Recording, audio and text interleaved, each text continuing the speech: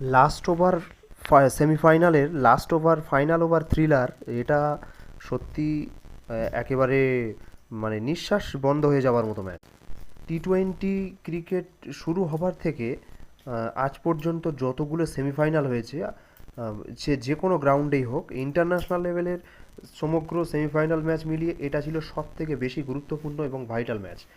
এতটা একটা রানের পাহাড় চেস করে ইংল্যান্ড রানের কাছে পৌঁছেছিল, সত্যি আশ্চর্য হবার বিষয়। জেকব বেথেল অল্প বয়সী ছেলেটি সত্যি এরকম একটা বড় স্টেজে এতটা রান করে পুরো সমগ্র 150 কোটির ইন্ডিয়াকে ভয় পাইয়ে দিয়েছে।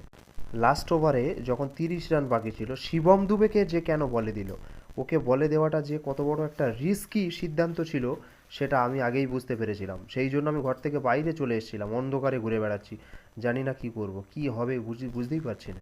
ভয়ানক অবস্থা ছিল। শিবম দুবে বলে এসেই সাথে সাথে জেকব বেথেলের যখন উইকেটটা নিল, মনে হলো যে না, সত্যি জেকব বেথেলের উইকেটটা নিয়ে শিবম দুবে যেন একটা নতুনভাবে একটা মহানায়ক হতে চলে গেছে।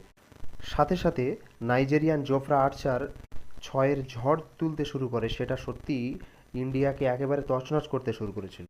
অবশেষে জেকব বেথেলকে সমগ্র ইংল্যান্ডকে হার মানতে হলো 7 রানে ইন্ডিয়ার কাছে।